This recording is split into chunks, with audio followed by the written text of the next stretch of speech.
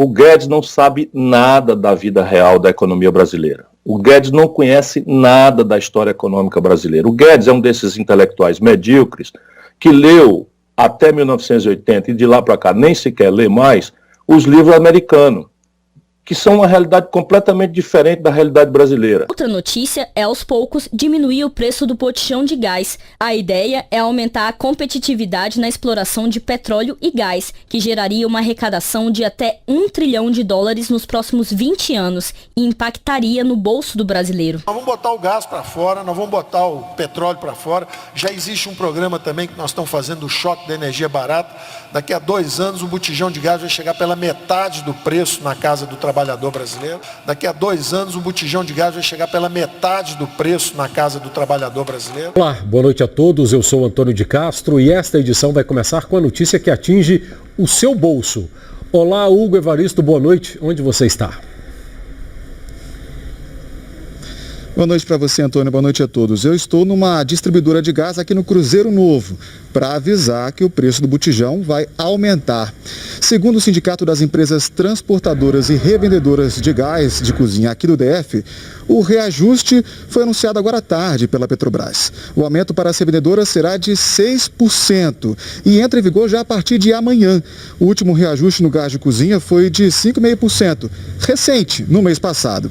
Segundo o Sindivaga, sindicato que representa as revendedoras, este é o 10º aumento seguido no preço dos gás de cozinha feito pela Petrobras. Aqui no Cruzeiro, o preço do botijão de 13 quilos para entrega, que hoje é R$ 90, pode chegar aos R$ 100, Antônio. A questão básica no Brasil é que há uma crença que é mitológica, que é religiosa, de uma religião sem Deus, uma religião sem profeta, que é o Brasil praticar uma agenda que foi estimada pelo Margaret Thatcher, Reagan, ali lá nos distantes anos 80, e que com a crise de 2008 não remanesce mais nenhum acadêmico, nenhum intelectual minimamente respeitável defendendo essa ideia. A ideia básica, resumidamente, é de que nós, ao praticarmos essa agenda do consenso de Washington, reduzir o Estado a uma dimensão mínima, desregulamentar, privatizar, enfim, diminuir a cunha do custo do trabalho, diminuir a cunha do custo de carregação das políticas públicas na política tributária, toda essa agenda que está aí, né, nós então seríamos identificados como um bom moço internacional e, portanto, seríamos o destino-alvo de bilhões de dólares de investimento estrangeiro. O chocante desta proposta é que ela não encontra precedente em nenhuma única experiência internacional, em nenhum lugar da geografia do planeta contemporâneo, em nenhum lugar da história da humanidade. Sua Excelência, o ministro Paulo Guedes, está navegando em puro preconceito. Puríssimo preconceito. Olha o que eu acabei de dizer aqui. Não há precedente desta agenda praticada ter produzido os resultados almejados em nenhum país do mundo, nem na história, nem na atual geografia econômica. E as razões brasileiras são ainda mais dramáticas e estão dando testemunhos eloquentes, eminente senador. Só porque, infelizmente, há uma via de transmissão com a grande mídia brasileira que desconsidera a observação empírica para replicar preconceitos, só quem não quer ver. Eu, por exemplo, tenho procurado falar, horas a fio nas universidades, o Brasil perdeu, nos 10 meses de governo Bolsonaro-Guedes, 25 bilhões de dólares de fuga de capitais na Bolsa de Valores. 25 bilhões.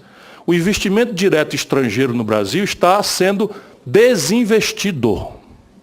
Quem duvidar é só tomar notícia da fábrica da Ford, que depois de 52 anos acabou de fechar no ABC Paulista. Já vimos a mentira do Paulo Guedes. Agora vamos ver os motivos desse aumento. Ora, a taxa de câmbio, nós não temos dito ao nosso povo, não temos permitido ao nosso povo entendê-la bem, mas ela é um preço central da economia popular. Porque o nosso povo não compra dólar, é fato. Pode ir ao banheiro na hora que o William Bonner está anunciando a taxa de câmbio de 4,26 hoje e não se interessa pelo assunto, mas ele come pão. E pão é trigo. E trigo o Brasil importa cada vez mais do estrangeiro. Porque, por exemplo, o presidente Bolsonaro aumentou a cota de importação de trigo. Então, se você não compra dólar, você come pão. Se você compra trigo do estrangeiro, tudo que a gente compra do estrangeiro é pago com dólar. Se eu preciso de mais reais para comprar a mesma quantidade de dólar de trigo, o preço do pão vai subir. Então o brasileiro não compra dólar, mas toma remédio. Pela imprudência da destruição da base industrial brasileira, que está sendo avassaladora, 86% dos remédios que nós tomamos são importados do estrangeiro. Tudo pago com dólar. E se ainda achar pouco, vem aí para os caminhoneiros a consequência óbvia. O que está acontecendo no Brasil? Duas coisas, nos combustíveis, que infestam todos os outros preços porque carregam o frete. Então, os combustíveis no Brasil, sim, nós estamos com 30% da nossa capacidade de produção de derivados de petróleo paralisada, 30% da capacidade de refino da Petrobras estão parados, e nós estamos importando já 250 milhões de barris de gasolina, óleo diesel. Quando a gente importa gasolina, óleo diesel, gás de cozinha e querosene de aviação, a gente paga em dólar. Só que eles ainda, isso é a queda, o coice é que eles dolarizaram os preços da Petrobras. Então, o sentido estratégico da Petrobras, que é custo Petrobras, mais um lucro razoável, repassar isso estrategicamente para a sociedade brasileira, ou via combustíveis mais baratos, ou via tributos. Não, eles dolarizaram os preços locais, nacionais, em real, e isso tudo é apropriado por lucros exorbitantes que são apropriados por acionistas minoritários, que são os mesmos bancos. Muita gente se pergunta, por que o índice de inflação aparece sempre tão baixo, e muito distante da realidade do povo? Veja a explicação a seguir. O IBGE divulgou agora há pouco a inflação oficial de novembro. O IPCA subiu 0,89%. Isso aqui é a maior alta para o mês desde 2015. Em abril e maio, a gente vê ali que o índice teve variação negativa, depois foi subindo e aqui, a partir de setembro, a alta foi mais intensa. A inflação continua sendo puxada principalmente pelo preço dos alimentos. No acumulado do ano, a inflação está em 3,13% e as projeções para a inflação no ano que vem subiram ainda mais. O que eles estão fazendo? A inflação do povo é o IPCA. Aí o IPCA é uma inflação que é média. Mas é média tipo, eu boto a cabeça no refrigerador, no freezer, e o meu pé no forno. E tomo a temperatura média na barriga. Percebe? Isso é um número que não diz nada.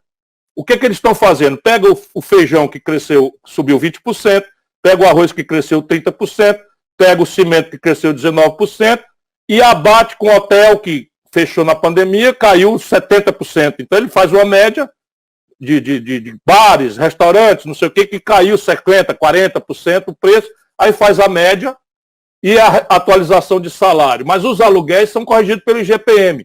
A energia, a água, o telefone, tudo vai ser corrigido pelo IGPM. Então a Selic virou uma fantasia, porque eles estão quebrando o Brasil. Para milhões de inquilinos brasileiros, o ano começou com a necessidade de negociar o valor do aluguel. O IGPM, que reajusta os contratos, fechou o ano passado acima dos 20%. Um apartamento tipo estúdio, 30 metros quadrados, bem claro, arejado, com vista para o parque.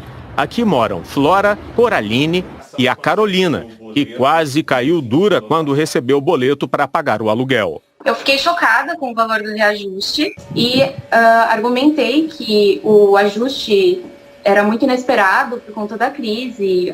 Esse susto não foi só da Carolina, não. Aqui no Brasil, os contratos de aluguel geralmente são reajustados uma vez por ano pelo IGPM, índice de inflação medido pela Fundação Getúlio Vargas, e que encerrou 2020 acima de 23%, a maior variação desde 2002. Já o IPCA, o índice oficial de inflação medido pelo IBGE, ainda não está fechado, mas até novembro ficou em 3,13%. Essa diferença tão grande entre os dois índices aconteceu porque o IGPM sofre um impacto mais imediato da disparada do dólar e dos preços das commodities, como a soja. Como já ficou explícito, o dólar tem papel central na inflação brasileira. E por este motivo, a Câmara, para proteger a pequena minoria abastada do Brasil, aprovou a possibilidade deles terem conta em dólar aqui no Brasil. E agora os canalhas de Brasília estão querendo dolarizar a economia do Brasil, permitir que os ricos tenham conta em dólar. Ou seja, querem que o real seja a moeda mico do povo e que os ricos que têm excedentes fiquem imunes a qualquer coisa, sem que o Brasil participe da política monetária do Fed americano, que emite o dólar. Isso é um negócio que a gente devia ir lá e tocar fogo, se eles fizessem, porque isso extingue a nação. Extingue a nação. Uma das características da nação é ter governança sobre sua moeda. Se você não tem governança sobre a sua moeda, você é uma ex-nação também, por esta razão.